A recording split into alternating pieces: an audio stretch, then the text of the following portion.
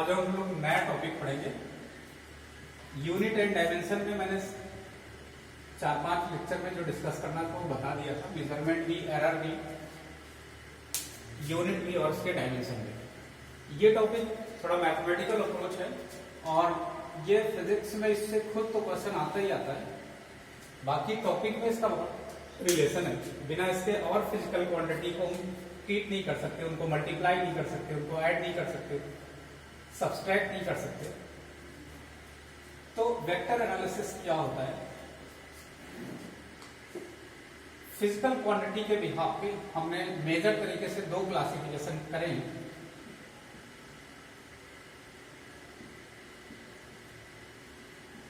कुछ physical quantity होती है जिन्हें हम वेक्टर बोलते हैं,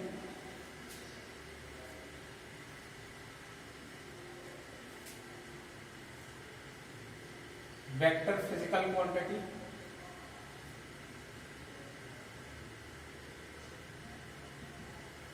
और कुछ ऐसे फिजिकल क्वांटिटी होती है जिन्हें हम स्केलर फिजिकल क्वांटिटी।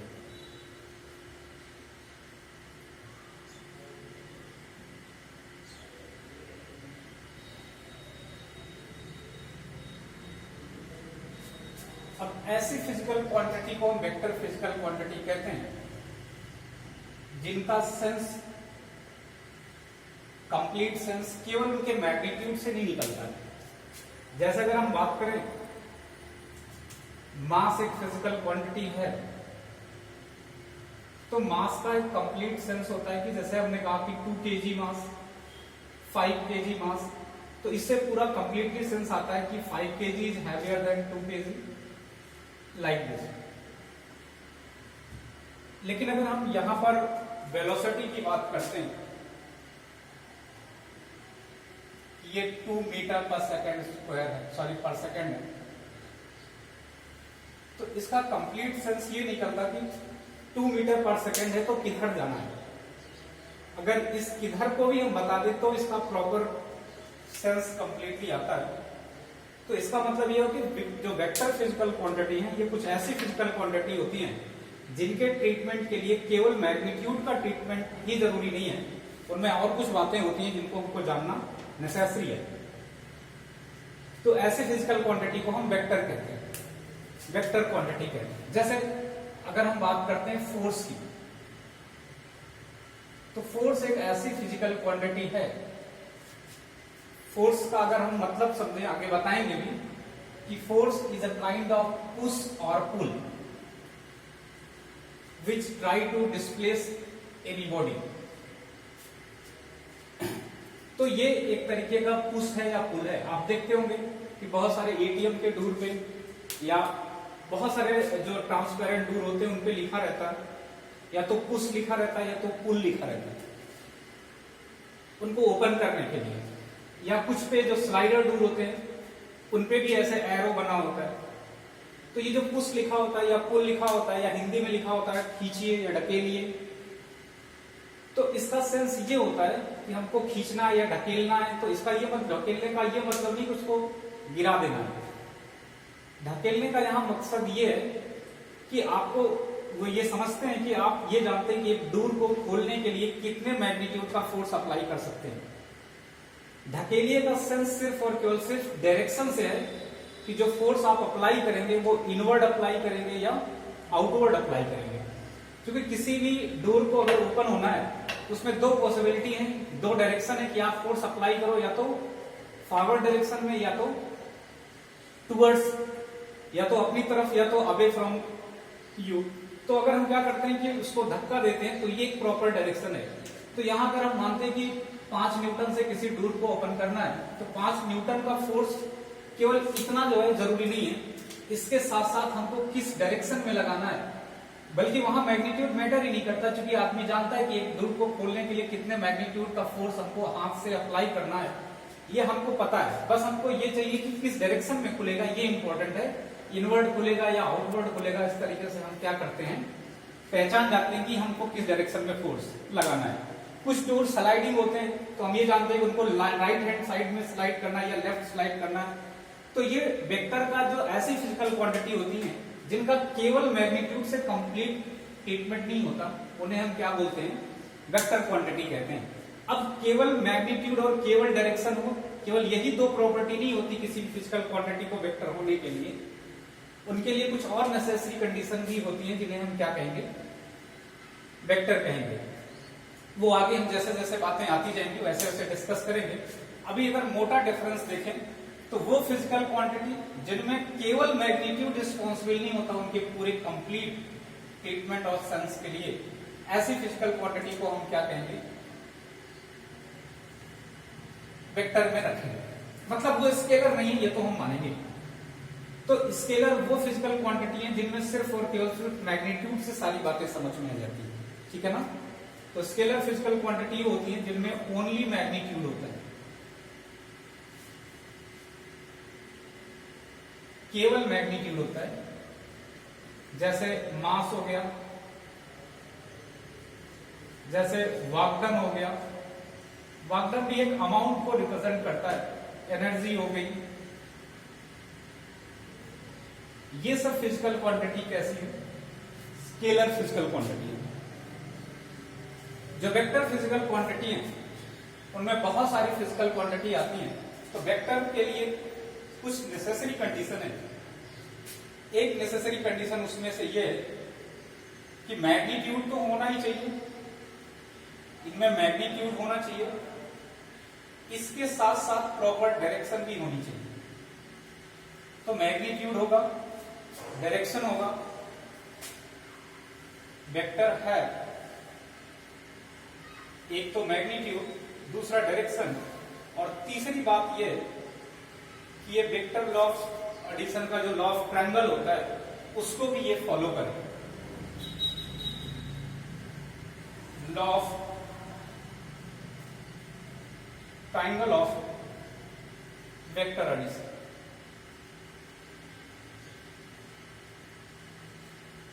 तो ये कुछ बेसिक बातें हैं जिनको जो फिजिकल क्वांटिटी फॉलो करेंगी वो वेक्टर फिजिकल क्वांटिटी होगी। और स्केलर फिजिकल क्वांटिटी में ऐसी कोई नेसेसिटी नहीं है, ऐसी फिजिकल क्वांटिटी जो केवल मैग्नीट्यूड से उनका सारा ट्रीटमेंट पॉसिबल है, उनको हम बोलेंगे कि वो स्केलर फिजिकल क्वांटिटी है, ठीक है।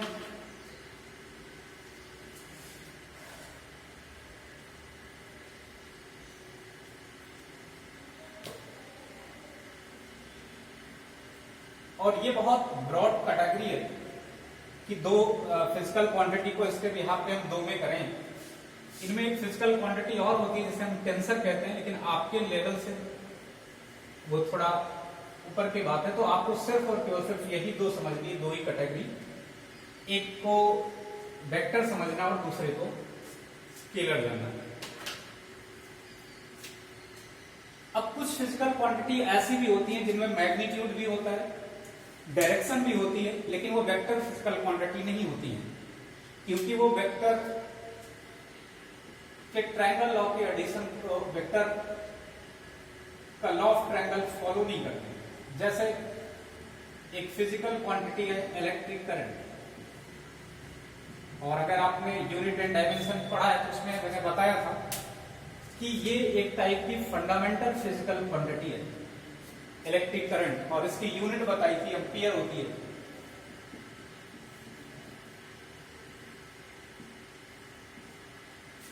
तो इस फिजिकल क्वांटिटी में मैग्नीट्यूड भी होता है, मैग्नीट्यूड होता है 2 एम्पियर, 5 एम्पियर, 3 एम्पियर, ये मैग्नीट्यूड होता है। और इस फिजिकल क्वांटिटी में डायरेक्शन भी होती है कि करंट किधर फ्लो करेगी, इलेक्ट्रिक करंट फ्लो करने की डायरेक्शन भी होती है, और डायरेक्शन होती है पॉजिटिव चार्ज फ्लो की डायरेक्शन में या नेगेटिव चार्ज की फ्लो की अपोजिट डायरेक्शन में।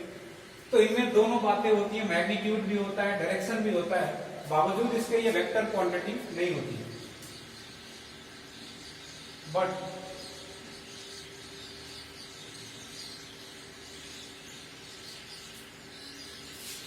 but it does not follow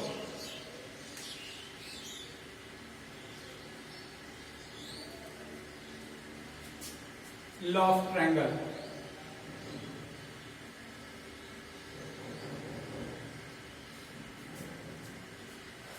इस वजह से ये वेक्टर क्वांटिटी नहीं है,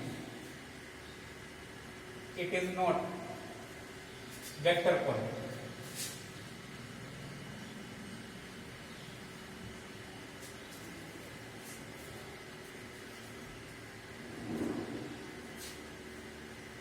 ऐसे एंगल की बात अगर हम करते हैं तो ये एंगुलर डिस्प्लेसमेंट जो होता है, स्मॉल एंगल जो होता है वह वेक्टर क्वांटिटी होती है, लेकिन जब एंगल लार्ज होता है तो वो वेक्टर जैसा ट्रीट नहीं होता। बहुत स्मॉलर एंगल की अगर हम बात करते हैं, ये जो डी थीटा है, ये तो स्मॉल एंगल जो होता है ये it is vector quantity.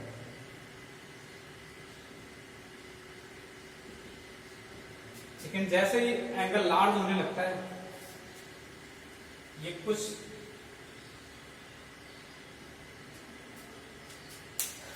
Vector law के एडिशन के और कुछ रूल्स का ये वेक्टर के फॉलो नहीं करता है। जैसे आपने देखा होगा बड़े एंगल में हम पॉजिटिव भी लेते हैं, नेगेटिव भी लेते हैं, जबकि मैग्नीट्यूड वेक्टर तो हमेशा पॉजिटिव ही लेना होगा। तो छोटे एंगल जो होते हैं वही क्या होते हैं, वेक्टर जैसे होते हैं। ये कुछ वेक्टर के बारे में जो जनरल बातें हुई, तो ये ऐसी फिजिकल क्वांटिटी हैं जिनको हम डायरेक्ट, ऐसा नहीं है कि हम 2 में 2 जोड़े और 4 हो गए, या 2 से 2 मल्टीप्लाई किए 4 हो गए। ये डायरेक्ट जो है, जैसे मास हुआ 2 केजी का कोई मास है, 5 केजी का कोई मास है, दोनों को हमने ऐड कर दिया। यहां पर आप डायरेक्शन, ओरिएंटेशन और उसका सारा मतलब समझेंगे, तब बता पाएंगे कि उनका नेट वैल्यू क्या होगी। लेकिन मास में अगर नेट वैल्यू पूछ रहा है तो आप सीधे सीधे उन्हें ऐड कर देंगे। लेकिन अगर फोर्स की बात करते हैं तो कोई इधर से फोर्स लगा रहा है, कोई अपोजिट डायरेक्शन से फोर्स लगा रहा है, तो नेट वैल्यू अगर उनकी जोड़ेंगे भी तब भी वो डायरेक्ट सम के नहीं आएगा, कुछ और वैल्यू आएगी, डिफरेंस आएगा। किसी और एंगल से लगाएंगे तो कुछ और आएगा। इस तरीके से वेक्टर, जो भी फिजिकल क्वांटिटी वेक्टर होती है, और ज्यादातर फिजिक्स में जो फिजिकल क्वांटिटी होती है वो वेक्टर होती है। तो उनके जोड़ने का, उनके डिफरेंस का, उनके प्रोडक्ट का, इनका सबका एक डेफिनेट रूल होता है। और जिस मैथमेटिक रूल से, जिस मैथमेटिक्स से इनका ट्रीटमेंट करते हैं, उसे हम वेक्टर एनालिसिस कहते हैं। तो आज उसके बारे में हम लोग पढ़ेंगे। तो वेक्टर एक ऐसे रिप्रेजेंटेशन, ऐसी सारी चीजों को बताएगा कि जो उनके मैग्नीट्यूड को भी रिप्रेजेंट करेगा, और उनका लाइन ऑफ एक्शन क्या है उन वेक्टर का, उसको भी बताएगा, प्रॉपर डायरेक्शन भी बताएगा। ये सारी चीजें इस टॉपिक में हम लोग पढ़ेंगे। तो ऑलमोस्ट अगर सारी फिजिक्स की डिटेल की बात करनी है तो फिजिक्स में ज्यादातर क्वांटिटी वेक्टर है, तो ज्यादातर फिजिकल क्वांटिटी वेक्टर है, तो उनको जोड़ना भी पड़ेगा, उनका डिफरेंस भी करना पड़ेगा, उनका प्रोडक्ट भी करना पड़ेगा। इसका मतलब अगर अच्छे से वेक्टर नहीं आएगा तो आधी फिजिक्स तो ऐसे आने से रही।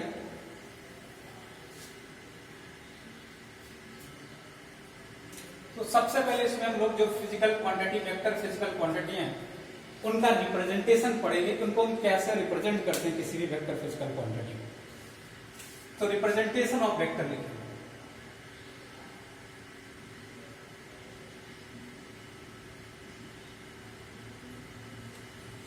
रिप्रेजेंटेशन ऑफ वेक्टर में हम दो बातें समझते हैं।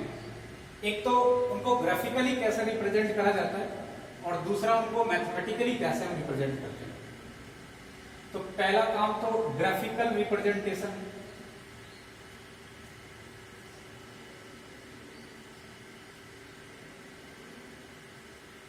और दूसरा मैथमेटिकल रिप्रेजेंटेशन।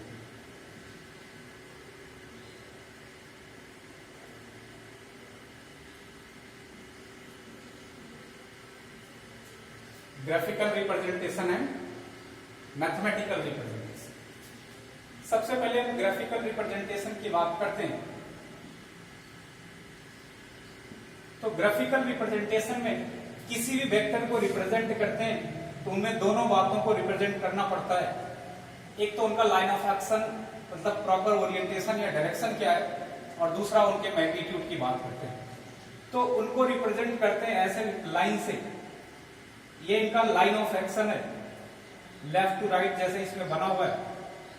इनमें दो चीजें हैं, जो ये इस तरीके से एक एरो बना हुआ है, इनमें जो लेंथ है इस एरो की, ये इस लेंथ को हम बोलते हैं ये लेंथ जो होगा ये इस वेक्टर को, सपोज दैट ये कोई वेक्टर ए है, इस वेक्टर का मैग्नीट्यूड है, तो ये जो लेंथ ऑफ टेल होती है ये मैग्नीट्यूड बताती है वेक्टर का। और जो ये हेड की ओरिएंटेशन होती है, ये जो इसका हेड होता है,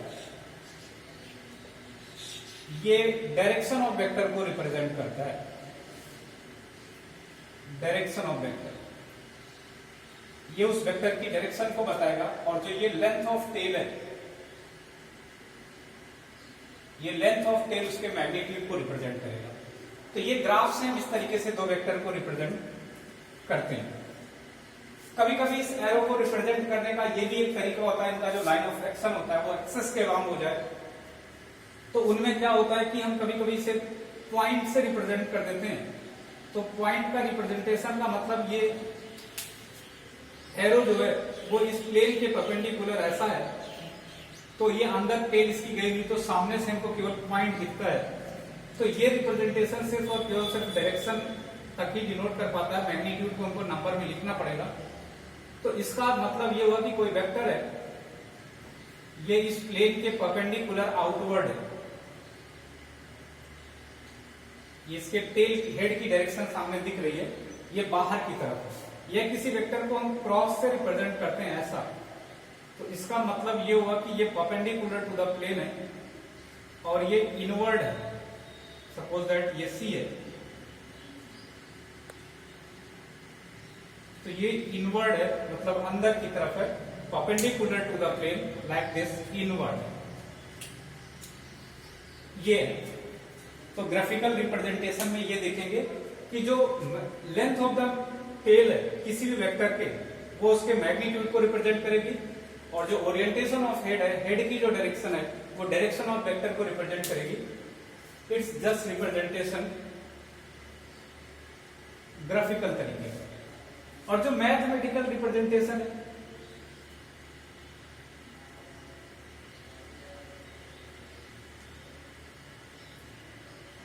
इसमें हमको ये देखना है कि किसी वेक्टर को रिप्रेजेंट करने का तरीका ये होता है कि उस वेक्टर, जैसे ए वेक्टर लिखना है, तो ए उसका अगर मैग्नीट्यूड है तो उसको जिस लेटर से रिप्रेजेंट करते हैं उस लेटर के ऊपर ऐसे हम क्या करते हैं, एरो लगाते हैं, ये तो ये उस वेक्टर का रिप्रेजेंटेशन होता है ऐसे। जैसे हमको ए को रिप्रेजेंट करना है तो मैथमेटिकली हमने ये बताया ए, और इसके न्यूमेरिक वैल्यू को हम इसका मैग्नीट्यूड कहते हैं।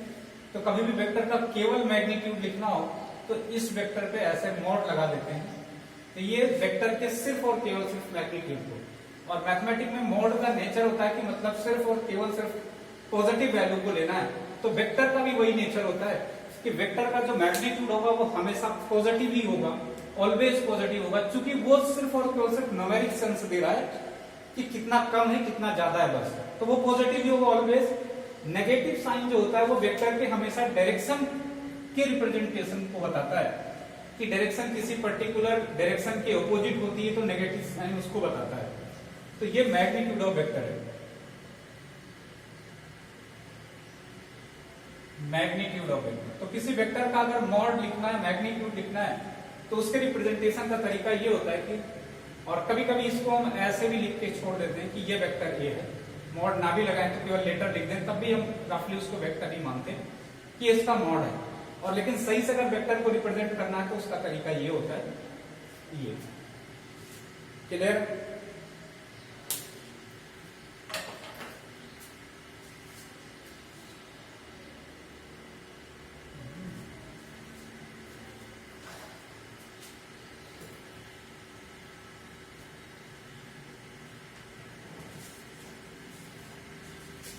तो ये तो इनका रिप्रेजेंटेशन। अब हमने बताया कि वेक्टर में दो चीजें होंगी, एक तो उसका मैग्नीट्यूड होगा और दूसरा उसका डायरेक्शन होगा। तो मैग्नीट्यूड और डायरेक्शन दोनों चीजें होंगी, इंक्लूड होंगी वेक्टर में, और दोनों तरीके के रिप्रेजेंटेशन को हमने देख लिया कि मैथमेटिकल रिप्रेजेंटेशन क्या होता है और ग्राफिकल रिप्रेजेंटेशन क्या होता है। अब दो वेक्टर, जैसे ये कोई वेक्टर इस तरीके से, इसको हमने ए कह दिया, और ये कोई दूसरा वेक्टर है इस तरीके से, इसको हमने पी कह दिया। ये दोनों वेक्टर है, दोनों की डायरेक्शन एक जैसी नहीं, इसकी डायरेक्शन इधर है, इसकी डायरेक्शन इधर है। तो इन दोनों वेक्टर को जब हम आपस में मिलाते हैं तो इनके आपस में मिलाने के दो मोड हैं। इसी रिप्रेजेंटेशन में ही अगर दो वेक्टर को एक साथ करना है तो या तो हम ये कर सकते हैं कि ये वेक्टर ए है और सेम मैग्नीट्यूड वही डायरेक्शन इस वेक्टर बी की बनाते हैं, तो इसके टेल से इसकी टेल अटैच करके एक तो ऐसा बी बना दें, ये भी एक तरीका है। और दूसरा तरीका यह है कि ये वेक्टर ए जैसा है वैसे मैंने लिख दिया और वेक्टर बी को वैसे ही सेम मैग्नीट्यूड और सेम डायरेक्शन के साथ हमने ऐसा बना दिया, तो वेक्टर बी चेंज नहीं हुआ। जो वेक्टर था, एक वेक्टर को दूसरे वेक्टर से मैग्नीट्यूड डायरेक्शन के साथ हम चेंज कर सकते हैं। तो ये भी वेक्टर बी है, आप देखेंगे ये भी वेक्टर बी है, ये भी वेक्टर बी है, ये भी ए है, ये भी ए है, ये भी ए है। क्यों? क्योंकि ना तो हमने मॉड बदला इसका और ना हमने इसकी डायरेक्शन चेंज करी। ऐसे बी का ना तो हमने मॉड बदला ना तो डायरेक्शन, जिधर डायरेक्शन थी उधर ही है। तो इस तरीके से इनको हम क्या कर सकते हैं, अटैच कर सकते हैं, इनको हम क्या कर सकते हैं, रिप्रेजेंट कर सकते हैं। कहीं पर भी हो, इसको उठा के हम यहां भी लिखना होगा तो इस वेक्टर को यहां भी रख सकते हैं, इसका वही मतलब होगा, बस क्या ना चेंज हो, इसका मैग्नीट्यूड चेंज ना हो और डायरेक्शन ना चेंज हो, तो इसका ये सब्स्टिट्यूट वेक्टर है। सेम वेक्टर का क्या कर सकते हैं, रिप्रेजेंटेशन हम अलग अलग जगह पर कर सकते हैं।